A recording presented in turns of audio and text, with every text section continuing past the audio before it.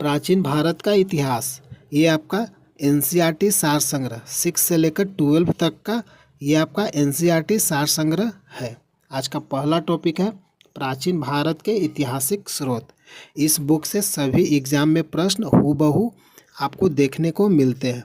तो चलिए आज की वीडियो शुरू करते हैं। प्राचीन भारत के ऐतिहासिक स्रोत किसी व्यक्ति, समाज अथवा देश से संबंधित महत्वपूर्ण, विशिष्ट और सार्वजनिक क्षेत्र का घटनाओं, तथ्यों आदि का कालक्रमिक विवरण इतिहास कहलाता है। अगला पॉइंट है, इतिहास का पिता किसे कहा जाता है? हेरोडोटस को। इतिहास का पिता किसे कहते हैं? हेरोडोटस को। अगला प्रश्न है, प्राचीन भारत के इतिहास से संबंधित प्रथम वास्तविक पुस्तक किसे माना जाता है? सही आंसर है राजतरंगिणी।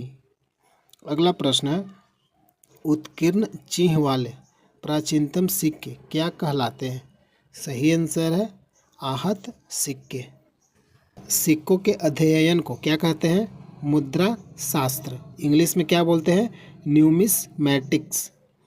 अगला फैक्ट है, भारत में प्राग ऐतिहासिक खोज प्रारंभ करने का श्रेय किसे दिया जाता है? सही आंसर है डॉक्टर प्राइमरोज को। अगला फैक्ट है, भारतीय प्राग ऐतिहासिक अध्ययन से संबंधित प्री हिस्टोरिक इंडिया किसकी कृति है? प्री हिस्टोरिक इंडिया किसकी कृति है? स्टुअर्ट पिगट का। अगला प्रश्न है, चीनी यात्रियों ने अपने यात्रा वृत्तांतों में भारत के लिए किस शब्द का प्रयोग किया? सही आंसर है इन तू। अगला प्रश्न है, उत्कीर्ण लेखों के अध्ययन को क्या कहा जाता है? सही आंसर है इपिग्राफी यानी अभिलेख शास्त्र। अगला फैक्ट है, लिपियों के विकास के अध्ययन को पूरा लिपि विद्या कहा जाता है। अगला प्रश्न है, सर्वप्रथम भारतवर्ष नाम का उल्लेख किस अभिलेख से प्राप्त हुआ था? सही आंसर है हाथी गुफा अभिलेख से। अगला प्रश्न है, प्राचीन भारत का सर्वप्रथम सुनियोजित इतिहास किसने तैयार किया? सही आंसर है B.A. स्मिथ ने। अगला है हिस्ट्री। हिस्ट्री कितने भागों में बटा है? 3 भागों में। एक है प्राग ऐतिहासिक काल, आधे ऐतिहासिक काल, ऐतिहासिक काल। प्राग ऐतिहासिक काल मानव उत्पत्ति से 3000 ईस्वी तक को क्या बोलते हैं? प्राग ऐतिहासिक काल। इसमें पुरातात्विक साक्ष्य अध्ययन का एकमात्र स्रोत, क्योंकि इसमें लिखित साक्ष्य उपलब्ध नहीं है। किसमें नहीं है? लिखित साक्ष्य उपलब्ध प्राग ऐतिहासिक काल में। दूसरा हो गया आध ऐतिहासिक काल। यह 3000 ईसा पूर्व से 600 ईसा पूर्व तक के काल को आध ऐतिहासिक काल कहा जाता है। इसमें लिखित साक्ष्य उपलब्ध है किंतु पढ़ा नहीं गया है।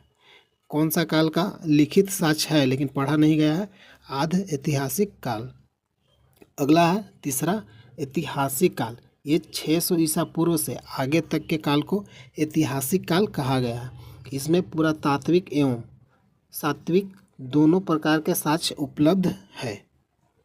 अगला फैक्ट है, प्राचीन भारतीय इतिहास को जानने के लिए किन स्रोतों का प्रयोग किया जाता है? धार्मिक ग्रंथ, ऐतिहासिक ग्रंथ, पुरातात्विक साक्ष्य तथा विदेशी विवरण। अगला फैक्ट है, ब्राह्मी लिपि को सर्वप्रथम किस विद्वान ने पढ़ा था? सही आंसर है जेम्स प्रिंसेप। कब पढ़ा था?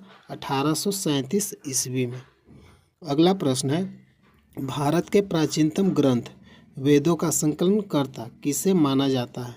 सही आंसर है महर्षि कृष्ण द्वैपायन वेद व्यास। अगला प्रश्न है, पौराणिक मान्यता के अनुसार भारत के प्राचीनतम राजा कौन थे? सही आंसर है वैवस्वत मनु। अगला फैक्ट है, वायु पुराण में किस वंश का उल्लेख है? गुप्त वंश। अगला फैक्ट है, कौटिल्य के अर्थशास्त्र से किस वंश के इतिहास की जानकारी मिलती है? मौर्य वंश। अगला फैक्ट है, जैन धर्म का प्रारंभिक इतिहास किस ग्रंथ से प्राप्त होता है? कल्प सूत्र से।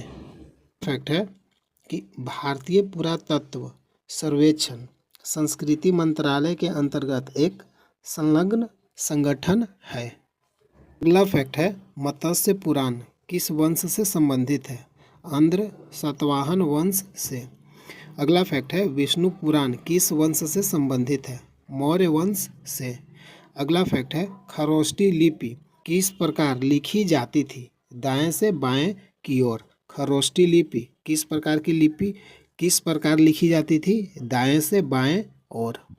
अगला फैक्ट है नारद स्मृति से किस वंश के विषय में जानकारी मिलती है? गुप्त वंश। अगला फैक्ट है स्मृति ग्रंथों में सबसे प्राचीन और प्रमाणिक पुस्तक कौन सी मानी जाती है? सही आंसर है मनु स्मृति। अगला फैक्ट है शुंग काल का मानक ग्रंथ किसे कहा जाता है? सही आंसर है मनु स्मृति।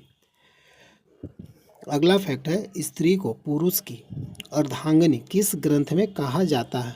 सही आंसर है शतपथ ब्राह्मण में। महाभारत का प्रारंभिक उल्लेख अश्वलायन गृह सूत्र में मिलता है। प्रारंभ में इसमें मात्र 8,800 श्लोक थे और इसका नाम जय संहिता था। कुछ समय पश्चात यह बढ़कर 24,000 श्लोक हो गया। भारत नाम से प्रसिद्ध हुआ। अंत में 1,00,000 श्लोक होने के कारण इसे सतसाहिस्री संहिता या महाभारत कहा जाने लगा। अगला फैक्ट है पुरालेख विद्या से क्या अभिप्राय है? शिलालेखों का अध्ययन। अगला फैक्ट है पुरा अवशेष का महानतम अन्वेषक किसे माना गया है? सही आंसर है डार्विन को। पूरा अवशेष का महानतम अन्वेषक किसे माना गया है? डार्विन को। अगला फैक्ट है इब्न बतूता का यात्रा वृत्तांत किस नाम से प्रसिद्ध है? सही आंसर है रेहला। अगला फैक्ट है हेनसांग ने किस विश्वविद्यालय में बौद्ध धर्म का अध्ययन किया था? सही आंसर है नालंदा विश्वविद्यालय जो बिहार में स्थित था। प्रमुख अभिलेख और इनके शासक, ये आपका अभिलेख है, ये आपका शासक है। इससे आपका एक प्रश्न अवश्य ही हिस्ट्री में पूछा जाता है। हाथी गुफा अभिलेख कौन सा शासक था? कलिंग नरेश खारवेल। ऐहोल अभिलेख का शासक कौन था? पुलकेशिन द्वितीय। नासिक अभिलेख का शासक कौन था? गौतमी बलश्री। जूनागढ़ अभिलेख किस शासक से संबंधित है? रुद्र दामन। प्रयाग स्तंभ अभिलेख किस शासक से संबंधित है? समुद्रगुप्त। मंदसौर अभिलेख किस शासक से संबंधित है? मालवा नरेश यशोवर्मन। ग्वालियर अभिलेख किस शासक से संबंधित है? प्रतिहार नरेश भोज। देवपाड़ा अभिलेख किस शासक से संबंधित है? बंगाल शासक विजय सेन। भीतरी और जूनागढ़ अभिलेख किस शासक से संबंधित है? स्कंद गुप्त। हाथी गुफा अभिलेख किस शासक से संबंधित है? कलिंग नरेश खारवेल। ऐहोल अभिलेख किस शासक से संबंधित है? पुलकेशिन द्वितीय। नासिक अभिलेख गौतम बलश्री। जूनागढ़ अभिलेख रुद्र दामन। प्रयाग स्तंभ अभिलेख समुद्रगुप्त। मंदसौर अभिलेख मालवा नरेश यशोवर्मन। ग्वालियर अभिलेख प्रतिहार नरेश भोज। देवपाड़ा अभिलेख बंगाल शासक विजय सेन। भीतरी और जूनागढ़ अभिलेख स्कंद गुप्त। बौद्ध स्तंभ लेख से किसकी जानकारी मिलती है? शुंग काल की। अगला फैक्ट है हेनसांग ने अपनी यात्रा वृत्तांत का वर्णन किस पुस्तक में किया है? CU की। अगला फैक्ट है अरबी भाषा की पुस्तक किताब उल हिंद की रचना किसने की थी? सही आंसर है अल-बरूनी ने। मोरक्को का यात्री इब्न बतूता भारत में मोहम्मद बिन तुगलक के दरबार में आया था तथा तुगलक ने उसे दिल्ली का काजी नियुक्त किया था। प्रश्न पूछता है कि इब्न बतूता कहाँ का यात्री था? मोरक्को का। भारत में किसके दरबार में आया था? मोहम्मद बिन तुगलक के दरबार में आया था और तुगलक ने उसे क्या नियुक्त किया था? दिल्ली का काजी नियुक्त किया था। अगला फैक्ट है, मार्को पोलो द्वारा किस राज्य की यात्रा का उल्लेख मिलता है? पांड्य राज्य का। अगला फैक्ट है, पतंजलि के महाभाष्य से किस वंश के इतिहास का पता चलता है? शुंग वंश का। अगला टॉपिक है, चीनी लेखकों का वर्णन। ये आपका लेखक है, ये आपका काल दिया हुआ है, समय, ये रचना, ये यात्री विवरण। फाहियान 399 से 414 ईस्वी। रचना कौन सा रचना था फाहियान के द्वारा? भारत दशा का विवरण। प्रथम चीनी यात्री था जिसने चंद्रगुप्त द्वितीय विक्रमादित्य के समय भारत की यात्रा की थी। इसने गुप्त काल में वस्तु विनिमय का माध्यम कौड़ियाँ तथा चंद्रगुप्त मौर्य के राजप्रसाद राजमहल को देव निर्मित बताया है। दूसरा लेखक है हेन सांग। इसका समय है 629 से 645। हेन सांग का रचना का नाम क्या है? सी यू की। हेन सांग सम्राट हर्षवर्धन के समय में भारत आया था। इसने हर्ष को शिलादित्य की उपाधि से विभूषित किया।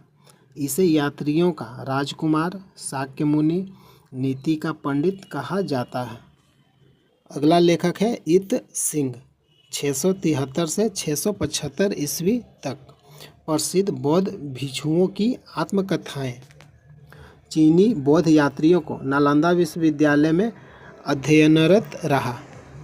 सती प्रथा का प्रथम लिखित साक्ष्य 510 ईसा के भानुगुप्त के एरन अभिलेख से प्राप्त होता है। सती प्रथा का प्रथम लिखित साक्ष्य कब मिलता है? 510 ईस्वी के भानुगुप्त के एरन अभिलेख से प्राप्त होता है। पाषाण काल। पाषाण काल कितने भाग में बटा हुआ है? 3 भाग में। पूरा पाषाण काल, मध्य पाषाण काल, नव पाषाण काल। पूरा पाषाण काल 26 लाख से 9000 ईसा पूर्व तक के काल को पूरा पाषाण काल कहते हैं। मध्य पाषाण काल 9000 ईसा पूर्व से 4000 ईसा पूर्व के काल को मध्य पाषाण काल कहते हैं। नव पाषाण काल 4000 ईसा पूर्व से 2500 ईसा पूर्व के काल को नव पाषाण काल कहते हैं। पाषाण युगीन अनुसंधान आरंभ करने का श्रेय किसे दिया जाता है? सही आंसर है रॉबर्ट ब्रूस हुड को। अगला फैक्ट है, मानव इतिहास का प्रारंभिक काल क्या कहलाता था? पूरा पाषाण काल। अगला फैक्ट है, प्राचीन भारत के औजार और अस्त्र शस्त्र बनाने के लिए निवासी किस पदार्थ का प्रयोग करते थे? पत्थर का। अगला फैक्ट है, प्राचीन भारतीय भौगोलिक मान्यता के अनुसार भारतवर्ष किस द्वीप का खंड था? जम्बू द्वीप। अगला फैक्ट है, सर्वप्रथम मानव सदृश प्राणी जो होमो सैपियंस से प्रजातीय रूप से भिन्न था उसे सामान्यतः किस रूप में जाना जाता है? पिथेकैंथ्रोपस के रूप में। अगला फैक्ट है, भारत में मानव के सर्वप्रथम साक्ष्य कहाँ से प्राप्त होता है? सही आंसर है हथनौरा, नर्मदा घाटी से।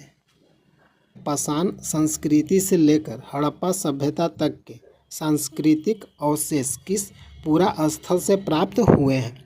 सही आंसर है मेहरगढ़। अगला फैक्ट है, जुते हुए खेत का साक्ष्य किस पुरातात्विक स्थल से प्राप्त हुआ है? सही आंसर है कालीबंगा से। बृहत पाषाण स्मारकों की पहचान किस रूप में की गई है? सही आंसर है मृतकों को दफनाने के स्थान के रूप में। अगला फैक्ट है, प्राचीनतम अस्थायी जीवन के प्रमाण कहाँ से प्राप्त हुए हैं? सही आंसर है मेहरगढ़।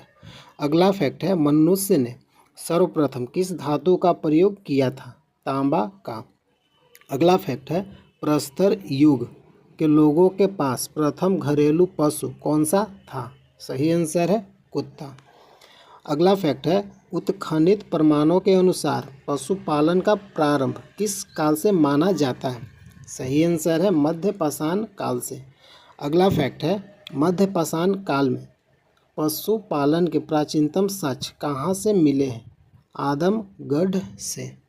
मानव द्वारा खदानों की कृषि सर्वप्रथम किस काल में प्रारंभ हुई थी? सही आंसर है नवपाषाण काल में। अगला फैक्ट है, मानव द्वारा प्रयोग में लाया जाने वाला प्रथम अनाज कौन सा था? सही आंसर है जौ। अगला फैक्ट है, चारकोलिथिक युग को किस अन्य नाम से भी जाना जाता है? ताम्रपाषाण युग से। ताम्रपाषाण कालीन स्थल इनाम गांव किस राज्य में है? महाराष्ट्र। कच्ची मिट्टी के मकान और गोलाकार गड्ढे वाले मकान के साक्ष्य मिले हैं, कहाँ से मिला है? इनाम गांव, महाराष्ट्र राज्य से। अगला है, दैमाबाद कहाँ स्थित है? महाराष्ट्र में। कलश सावधान तथा कलश को घरों के फर्श के नीचे रखने का प्रमाण सबसे बड़ा ताम्र पाषाणिक स्थल कहाँ से मिला है? दैमाबाद, महाराष्ट्र से। अगला है, नवदा टोली किस राज्य में है? महाराष्ट्र। इसका उत्खनन HD सांकिलिया द्वारा चित्रित काले मृदभांड के प्रमाण मिले हैं। चित्रित काले मृदभांड के प्रमाण कहाँ से मिले हैं? नवदा टोली, महाराष्ट्र से। नेवासा किस राज्य में है? महाराष्ट्र में। पटसन का प्रथम साक्ष्य और लाल तल पर काली डिजाइन वाले चौक निर्मित बर्तनों का प्रमाण मिला है। ताम्रवती कहाँ है? राजस्थान में। यहाँ से प्राप्त काले मृदभांड सफ़ेद रैखिक चित्रों से सजे रहते हैं। अगला फैक्ट है, नवपाषाण काल शब्द का सर्वप्रथम प्रयोग वर्ष 1865 में सर जॉन लुबाक ने किया था। भारतीय पुरातत्व सर्वेक्षण के प्रथम महानिदेशक कौन थे? John Marshall. भारतीय पुरातत्व का जनक किसे कहा जाता है? Alexander Cunningham. भारतीय पुरातत्व सर्वेक्षण के प्रथम महानिदेशक कौन थे? John Marshall. भारतीय पुरातत्व का जनक किसे कहा जाता है? Alexander Cunningham. भारत के किस आरंभिक पुरापाषाण युग के शिलाश्रय से सर्वाधिक चित्र प्राप्त हुए हैं? भीमबेटका, जो मध्य प्रदेश राज्य में स्थित है। कुंभकारी मिट्टी के बर्तन बनाने की कला के सर्वप्रथम प्रमाण किस युग से प्राप्त हुए हैं? नवपाषाण काल से। पेबल उपकरण किस काल से संबंधित है? निम्न पुरापाषाण काल से। अगला फैक्ट है, ताम्रवती के नाम से कौन सी संस्कृति प्रसिद्ध है? आहार संस्कृति। अगला फैक्ट है, हड्डी निर्मित उपकरण किस भारतीय पुरातात्विक स्थल से प्राप्त हुआ है? सही आंसर है सराय नाहर राय से। अगला फैक्ट है, गौरिक मृदभांड पात्र का नामकरण कहाँ से प्राप्त हुआ था? हस्तिनापुर से। सिंधु घाटी सभ्यता के मुख्य स्थल मोहनजोदड़ो, चनहुदड़ो, सूतकांगेडोर, हड़प्पा, कोटदीजी वर्तमान में पाकिस्तान में स्थित है। माइक्रोलिथिक औजार किस काल से संबंधित हैं? मध्यपाषाण काल से। अगला फैक्ट है, बेलन घाटी से प्राप्त औजार किस काल से संबंधित हैं? निम्न पुरापाषाण काल से। मानव की आखेटक और खाद्य संग्राहक की अवस्था किस काल से जुड़ी हुई है? पुरापाषाण काल से। ताम्रपाषाण कालीन संस्कृति में महाराष्ट्र के लोग मृतकों को घर के फर्श के नीचे उत्तर दक्षिण दिशा में रखकर दफनाते थे। अगला फैक्ट है, भारत के दो सर्वाधिक प्राचीन ज्ञात मध्यपाषाण कालीन स्थल कौन से हैं? महदहा और सराय नाहर राय। आधुनिक मानव होमोसेपियंस का प्रादुर्भाव कब हुआ? उच्च पुरापाषाण काल में। क्वार्टजाइट पत्थरों के स्थान पर जैस्पर, चर्ट आदि के पत्थर सर्वप्रथम कब प्रयुक्त हुए? मध्य पुरापाषाण काल से। अग्नि का उपयोग करना मानव ने सर्वप्रथम कब सीखा था? नवपाषाण काल से। भारत में जीवाश्म का सर्वप्रथम प्रमाण कहाँ मिला है? शिवालिक पहाड़ी से। भारतीय महाद्वीपों में कृषि के प्राचीनतम साक्ष्य किस स्थान से प्राप्त हुए हैं? मेहरगढ़ से। कपास के प्राचीनतम साक्ष्य कहाँ से प्राप्त हुए थे? मेहरगढ़ से। नवपाषाण कालीन स्थल, ये आपका स्थल है, ये आपका राज्य है। बुर्ज होम कहाँ स्थित है? जम्मू कश्मीर। कब्रों के मालिक के साथ कुत्ते दफनाने के साक्ष्य कहाँ से प्राप्त हुआ है? बुर्ज होम। अगला स्थल है गुफ कराल, कहाँ स्थित है? कश्मीर में। कृषि और पशुपालन के साक्ष्य हड्डी निर्मित औजार, धूसर मृद भांडों का प्रमाण, सिलबट्टा और हड्डी से निर्मित सुई के साक्ष्य प्राप्त हुए हैं। कहाँ से प्राप्त हुआ है? गुफ कराल, कश्मीर से। अगला स्थल है मेहरगढ़। मेहरगढ़ कहाँ है? पाकिस्तान में। गेहूं की 3 और जौ की 2 किस्मों की खेती के प्रमाण, कच्ची मिट्टी के आयताकार मकान और प्राचीनतम स्थायी जीवन के साक्ष्य कहाँ से मिला है? मेहरगढ़। अगला स्थल है महदाह, कहाँ स्थित है? उत्तर प्रदेश में।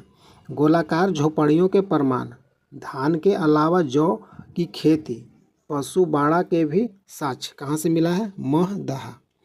अगला है कोलडीहवा, कहाँ स्थित है? उत्तर प्रदेश। धान की खेती के प्रमाण प्राप्त हुए हैं। जौ धान की खेती भारत में ही नहीं बल्कि विश्व के सबसे प्राचीनतम साक्ष्य माना जाता है। संगन कल्लू कहाँ स्थित है? कर्नाटक में। राख के टीले प्राप्त हुए हैं जो बेल्लारी जिले में अवस्थित है।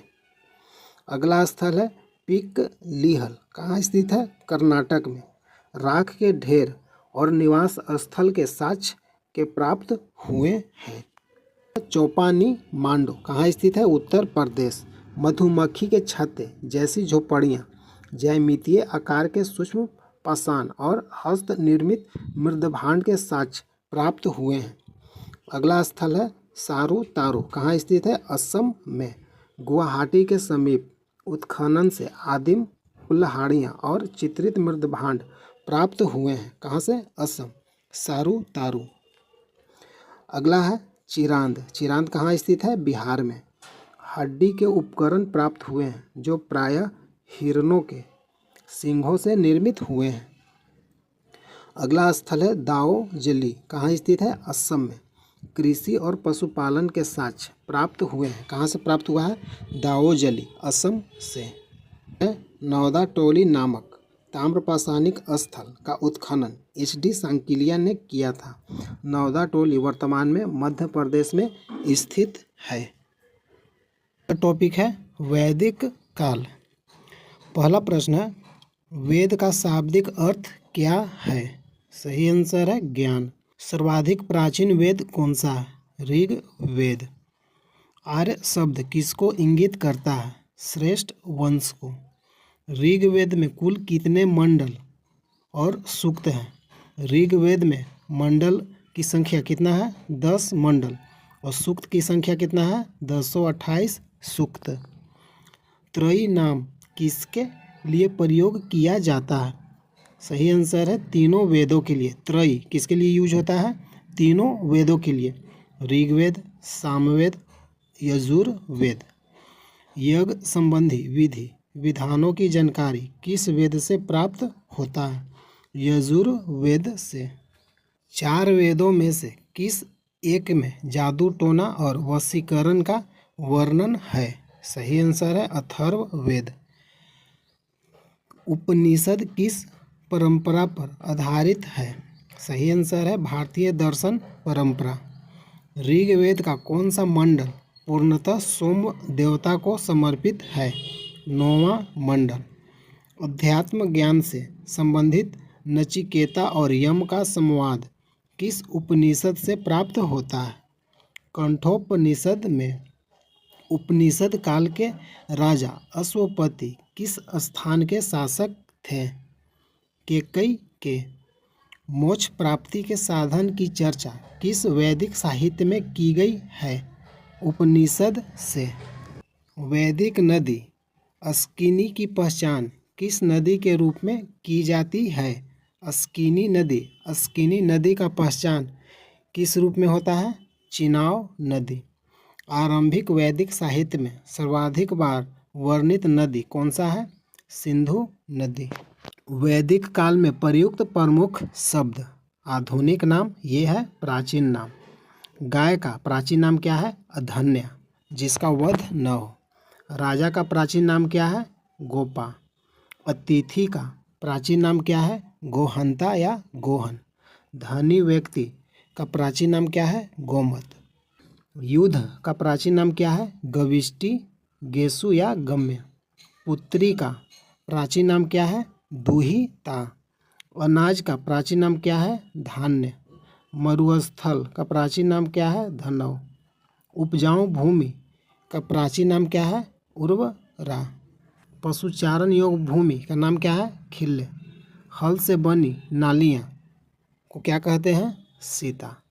कौन सा वेद ऋग्वेद पर आधारित संगीतमय ऋचाओं का संकलन है? साम वेद। वर्ण व्यवस्था का सर्वप्रथम विवरण कहाँ से प्राप्त होता है? ऋग्वेद के 10वें मंडल में। पूर्व वैदिक काल में किन दो संस्थाओं के राजा पर नियंत्रण होता था? सभा और समिति का। वैदिक देवताओं का पुरोहित किसे माना जाता है? बृहस्पति को। ऋग्वैदिक काल में निष्क शब्द का प्रयोग एक आभूषण के लिए होता था, किंतु परवर्ती काल में उसका प्रयोग किस वस्तु के लिए किया जाने लगा? सिक्के के लिए। पुरुष मेघ प्रथा का उल्लेख किस ग्रंथ में मिलता है? शतपथ ब्राह्मण। ये है आपका वेद, ब्राह्मण, सूक्त, उपनिषद, आरण्यक, अज्ञेता, उपवेद। ऋग्वेद को ब्राह्मण में कौशिकीय या इतरेक कहा जाता है। ऋग्वेद का सूक्त कितना है? 228 मंत्र। यजुर्वेद को ब्राह्मण में तैत्तिरीय या शतपथ कहते हैं। सामवेद को ब्राह्मण में पंचविंश, इसे पांड्य ब्राह्मण भी कहते हैं। इसमें सूक्तों की संख्या कितना है? 1875। अथर्ववेद को ब्राह्मण में क्या कहते हैं? गोपथ। इसमें सूक्तों की संख्या कितना है? 6000 मंत्र। अगला फैक्ट है, पारसियों का ग्रंथ जिंद अवेस्था में किस अहुर मजदा का वर्णन मिलता है? वह असुरों का देवता है। ईरान से भारत में आर्यों के आने की सूचना किस अभिलेख से प्राप्त होती है? बोग जकोई अभिलेख। उत्तर वैदिक काल में किस क्षेत्र को आर्य संस्कृति की धुरी समझा जाता था? अंग एवं मगध। गोत्र शब्द का प्रयोग सर्वप्रथम किस काल में हुआ था? ऋग्वेद काल में। ऋग्वेद संहिता में दूसरे से 7वें मंडल तक सर्वाधिक प्राचीन माने जाते हैं। इन्हें गोत्र मंडल के नाम से भी जाना जाता है। ऋग्वेद काल में जनता का विश्वास किसमें था? बलि और कर्मकांड में। प्रसिद्ध दशराज युद्ध किस नदी के तट पर लड़ा गया था? परुष्णी, रावी नदी। दशराग युद्ध का वर्णन ऋग्वेद के 7वें मंडल में मिलता है। आर्यों के जीविकोपार्जन का मुख्य स्रोत क्या था? पशुपालन एवं कृषि। ऋग्वेद में उल्लिखित यव शब्द किस कृषि उत्पाद के लिए प्रयुक्त किया गया है? जौ। वैदिक युग में प्रचलित लोकप्रिय शासन प्रणाली का क्या नाम था? वंशानुगत राजतंत्र प्रणाली। यजुर्वेद अर्थात जीवन का विज्ञान का उल्लेख सर्वप्रथम किस वेद में मिलता है? अथर्ववेद में। अथर्ववेद में सभा और समिति को प्रजापति की 2 पुत्रियां कहा जाता है। गायत्री मंत्र का उल्लेख किस ग्रंथ में मिलता है? ऋग्वेद के 3रे मंडल में। ऋग्वेद में किसको युद्ध का देवता समझा जाता है? इंद्र को। पूर्व वैदिक आर्यों का सर्वाधिक लोकप्रिय देवता कौन था? इंद्र। गायत्री मंत्र की रचना किसने की थी? विश्वामित्र ने। श्रीमद् भगवत गीता मूल रूप से किस भाषा में लिखी गई थी? संस्कृत में। सत्यमेव जयते शब्द किस ग्रंथ से लिया गया है? मुंडको उपनिषद से। प्राचीन नाम और आधुनिक नाम। ऋग्वैदिक नदियाँ। वितस्ता का आधुनिक नाम क्या है? झेलम। विपाशा का आधुनिक नाम क्या है? व्यास। दृश्य द्वैती को घग्घर कहते हैं। क्रुभु को कुर्म, कुंभा को काबुल, सदानेरा को गंडक, अस्किनी का चिनाव, शतुद्री का सतलज, गोमल का गोमती, सिंधु को सिंध, सरस्वती को घग्घर, सुषोमा को सोहन, सुवास्तु को स्वास्थ्य। ऋग्वेद की मूल लिपि क्या थी? ब्राह्मी। जीविकोपार्जन हेतु वेदांत पढ़ाने वाला अध्यापक क्या कहलाता था? उपाध्याय। राजा की उत्पत्ति का सिद्धांत किस ब्राह्मण ग्रंथ में मिलता है? ऐत्रेय ब्राह्मण में। शुल्ब सूत्र किस विषय से संबंधित पुस्तक है? ज्यामिति। अस्तो मा सद्गमय वाक्यांश कहाँ से लिया गया है? बृहदारण्यक उपनिषद से। चरक संहिता नामक पुस्तक किस विषय से संबंधित है? चिकित्सा से। याज्ञवल्क्य गार्गी संवाद का उल्लेख कहाँ मिलता है? बृहदारण्यक उपनिषद में। वैदिक काल में लंबे समय तक अविवाहित रहने वाली कन्या को क्या कहा जाता था? अमाजु। वैदिक काल में द्विज श्रेणी में कौन कौन शामिल थे? ब्राह्मण, क्षत्रिय, वैश्य। ऋग्वेद में सरस्वती नदी को सर्वाधिक पवित्र बताया गया है और इसे नदीत्मा और नदियों की माता की संज्ञा दी गई है। आज का टॉपिक है जैन धर्म। जैन धर्म के संस्थापक कौन थे? ऋषभ देव। तीर्थकर शब्द किससे संबंधित है? जैन धर्म से। अनेकांतवाद किस धर्म मूल सिद्धांत और दर्शन है? जैन धर्म का। अनेकांतवाद किस धर्म मूल सिद्धांत और दर्शन है? जैन धर्म का। जैन धर्म में कर्म परमाणुओं के पूर्ण विनाश को सूचित करने वाली अवस्था को क्या कहा जाता है? निर्जरा। जैन धर्म में संवर का क्या अभिप्राय है? जीव की और नए कर्म का प्रवाह रुक जाना।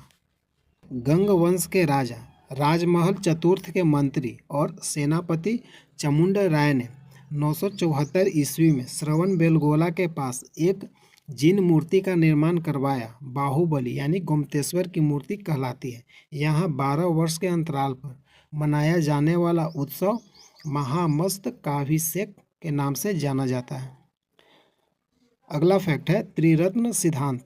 सम्यक दर्शन, सम्यक आचरण, सम्यक ज्ञान किस धर्म से संबंधित है? जैन धर्म। आजीवक संप्रदाय के संस्थापक कौन थे? मौखली घोषाल। अनुव्रत सिद्धांत किस धर्म से संबंधित है? जैन धर्म। यापनीय किसका संप्रदाय था? जैन धर्म का। प्रारंभिक जैन साहित्य किस भाषा में लिखे गए थे? अर्ध मागधी। पार्श्वनाथ से संबद्ध होने के कारण कौन सा स्थल जैन सिद्ध क्षेत्र माना जाता है? सम्मेद शिखर। जैन संप्रदाय में प्रथम विभाजन के पश्चात निर्मित श्वेतांबर संप्रदाय के संस्थापक कौन थे? स्थूल भद्र। किस जैन संगीति में अंतिम रूप से श्वेतांबर आगम का संपादन हुआ? प्रथम जैन संगीति कहाँ हुआ था? पाटलिपुत्र में। जैन संगीतियाँ का ये आपका सम्मेलन है। प्रथम जैन संगीति कब हुआ था? 300 ईसा पूर्व में। कहाँ हुआ था? पाटलिपुत्र, बिहार में। प्रथम जैन संगीति के अध्यक्ष कौन थे? स्थूल भद्र। द्वितीय जैन संगीति कब हुआ था? 512 ईस्वी में। कहाँ हुआ था? वल्लभी, गुजरात में। द्वितीय जैन संगीति का अध्यक्ष कौन थे? क्षमा श्रवण। जैन तीर्थंकरों के क्रम में अंतिम कौन था? महावीर स्वामी। जैन तीर्थंकरों के क्रम में अंतिम में कौन थे? महावीर स्वामी। महावीर स्वामी 24वें तीर्थंकर थे। महावीर स्वामी का जन्म कब हुआ था? 540 ईसा पूर्व में। महावीर स्वामी का जन्म स्थल कहाँ है? वैशाली के कुंड ग्राम के निकट, जो बिहार में स्थित है। महावीर स्वामी का पिता का नाम क्या है? सिद्धार्थ, जो वज्जी संघ के कुंड ग्राम के ज्ञात्रिक क्षत्रिय कुल के प्रधान थे। महावीर स्वामी का माता का क्या नाम है? त्रिशला, जो लिच्छवी शासक चेटक की बहन थी। महावीर स्वामी का बचपन का नाम क्या था? वर्धमान महावीर।